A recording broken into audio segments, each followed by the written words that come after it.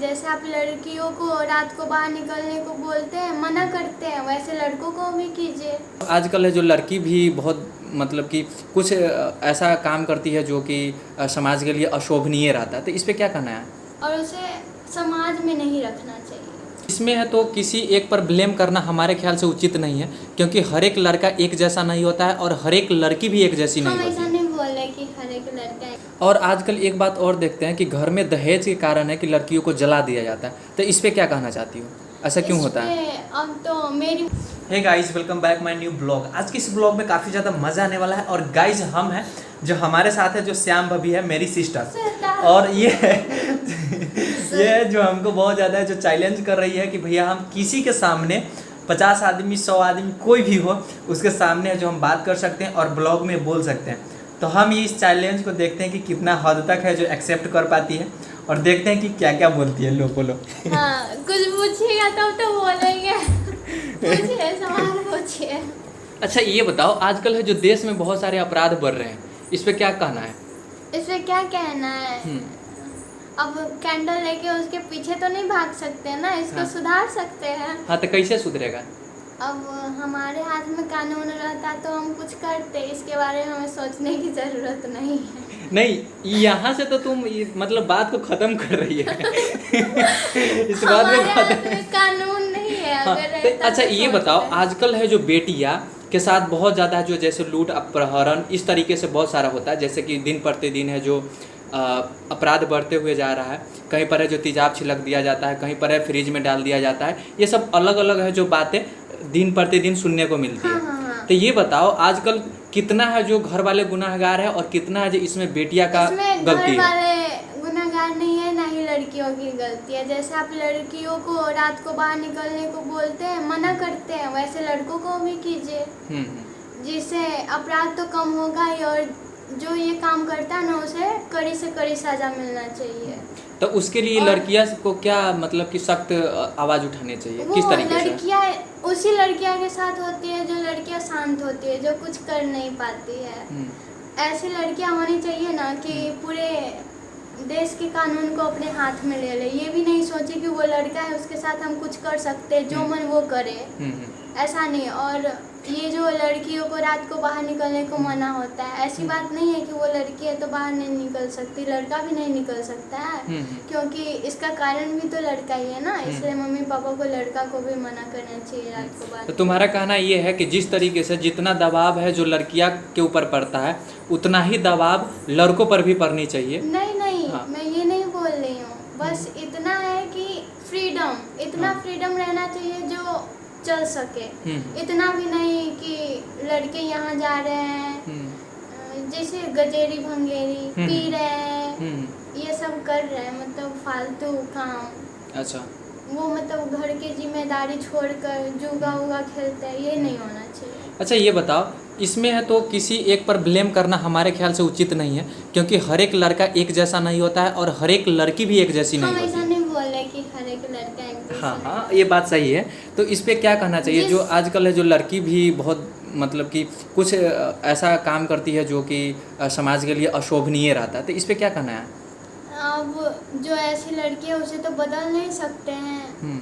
बाकी उससे ज़्यादा से ज़्यादा उसे दूर रहने की कोशिश करे, और उसे समाज में नहीं रखना चाहिए।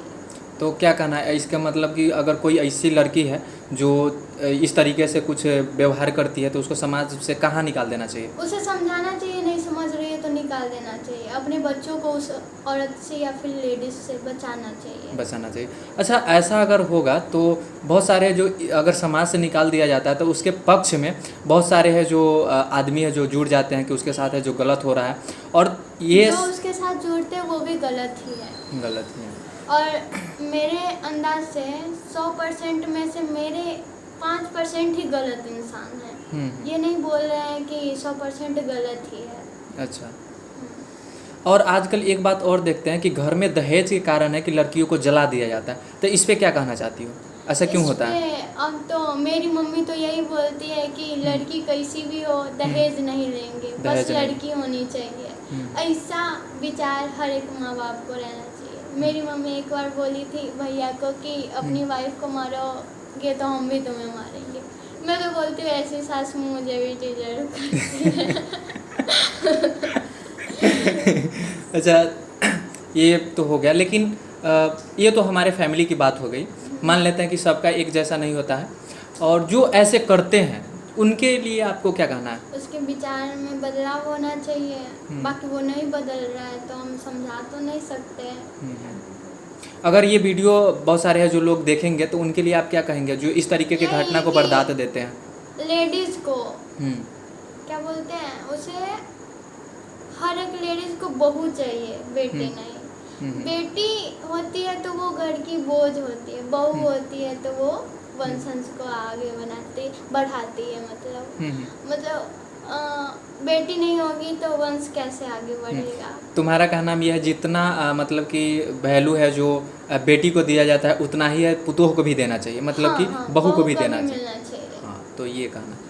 लेकिन फिर भी है जो बहुत सारे परिवार में जो ऐसे होते हैं कि इस तरीके से जो बहू और बेटी दोनों को एक तरह मानते हैं, लेकिन बहुत सारे ऐसे होते हैं कि अपने बहू को देखना नहीं चाहते हैं। अगर मान गए कि सपोज डैट कोई लड़का है, जैसे कि हम हो गए, तो अगर मेरी पत्नी है जो क्या बोलते हैं, हम दूसरे को, आप लोग को नहीं कह रहे हैं, हम खुद कह रहे हैं, अगर मेरी पत्नी है जो हमको ज़्यादा है जो प्यार करती है, और हम भी है जो बहुत ज़्यादा है जो उनको सपोर्ट करेंगे, तो ऐसा होता है बहुत सारे परिवार में।